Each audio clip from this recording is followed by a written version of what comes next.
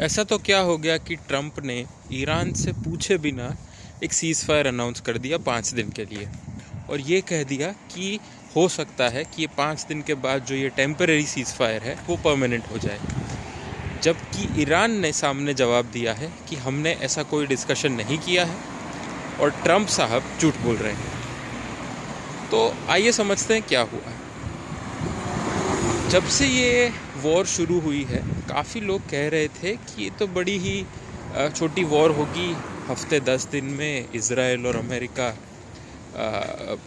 जीत जाएंगे, बहुत सारे बॉम्ब बरसाएंगे और जो उनका लीडर है ईरान का उनको मार देंगे और ये वॉर ख़त्म हो जाएगी। और हम तब भी कह रहे थे कि ईरान, इराक, लीबिया ये सिचुएशन अलग थी और ईरान की सिचुएशन अलग है।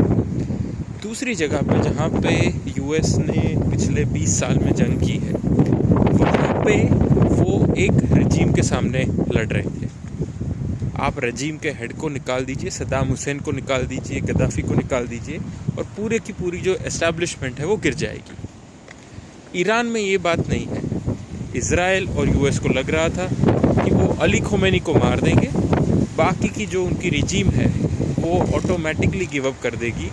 और ये जो हज़ारों लोग पूरी दुनिया में सड़क पे आ रहे हैं, जो वीडियोज़ आ रहे हैं ईरान से कि लोग खुश हैं, प्रोटेस्ट कर रहे हैं रजीम के अगेंस्ट, वो लोग तो उनके साथ ही हैं। बट ये लोगों ने एक चीज़ बड़ी अंडरमाइन करी और वो ये था कि ईरान की जो रजीम है वो कोई इंडिविजुअल बेस नहीं है, वो एक थॉट बेस है, वो एक विचारधारा है, वो एक फ़िलॉसफी है, वो एक आइडियोलॉजी है।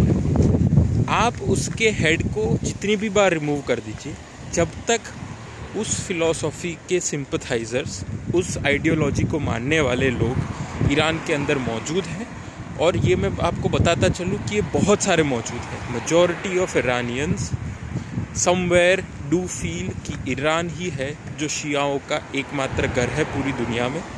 इसीलिए आप देखेंगे कि लीबिया हो, पाकिस्तान हो, इंडिया हो या कहीं पे भी हो, जो शिया कम्युनिटी रहती है उनका ईरान के साथ एक अलग ही लगाव रहता है। तो ये जो वॉर है वो सिर्फ कुछ हैवी बॉम्बार्डमेंट करने से, उनके क्रिटिकल इंफ्रास्ट्रक्चर को नुकसान पहुंचाने से या उनके हेड को गिराने से नहीं जीती जाएगी। उसके लिए उनको एक लॉन्ग टर्म गोरिल्ला वॉरफेयर करना पड़ेगा। जो ईरान के अंदर काफ़ी सारे नॉन शिया ग्रुप्स हैं, अज़ारीस हैं, कुर्द्स हैं, बलोच है, इन लोगों को अपने साइड लेना पड़ेगा। इन लोगों से एक सिविल वॉर जैसी सिचुएशन क्रिएट करवानी पड़ेगी ईरान में, जहाँ पे कॉन्स्टेंटली वो इंटरनल फाइटिंग करता रहे। और उसके बाद जब रजीम इतनी वीक हो जाएगी कि उसको पब्लिक सपोर्ट भी नहीं होगा सिविल वॉर की वजह से, तब जाके आप अपने मकसद को पूरा कर सकते हैं। तब तक के लिए ये आप भूल जाइए कि जस्ट आपने कुछ उसका इंफ्रास्ट्रक्चर ईरान का तोड़ दिया तो आप ये वॉर जीत जाएंगे। जैसे अफ़गान कहा करते थे अमेरिकन्स को कि घड़ी आपके पास है और वक्त हमारे पास। इसका मतलब ये है कि हम हमारे देश में हैं, हम हमारे घर में हैं, आप इतने 10,000 किलोमीटर दूर आए हैं हमसे लड़ने के लिए, तो पेशेंस आपकी ख़त्म होगी, हमारी नहीं। इसी तरीके से ईरानियंस को पता है कि वो लोग अपने घर में लड़ रहे हैं, उनके आसपास यूएस के इतने सारे एलाइज हैं, कतर, सऊदी, यूएई, बहरीन, कि वो कभी भी चाहें तो वो अपने स्ट्रॉन्ग पॉइंट से लड़ सकते हैं। प्लस उनके पास दुनिया का एक बड़ा ऑयल सप्लाई का रूट जो है स्ट्रेट ऑफ होर्मुज़, वो कंट्रोल करते हैं। तो ईरान शायद पेपर पे वीक होगा, उसके लीडर्स मारे जाएंगे और आपको मीडिया ये कन्विंस करने की कोशिश करेगा कि ईरान हार चुका है। बट आप देखेंगे कि हमेशा सीज़ फायर की पहल वेस्ट के साइड से होगी और ये वॉर जो है वो डायरेक्ट एक्शन से कभी यूएस और इज़राइल नहीं जीत पाएगा।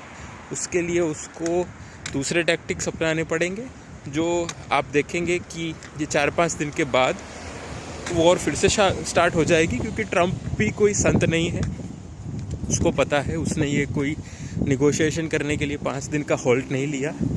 बेसिकली क्रूड के सप्लाई को स्टेबल करने के लिए उसने 5 दिन का ये ब्रेक लिया है और उस टाइम पे वो अपनी फोर्सेस को फिर से डिप्लॉय करेगा, फिर से स्ट्रांग होगा, नई रणनीति बना के वो 5 दिन के बाद फिर से ईरान पे हमला करेगा।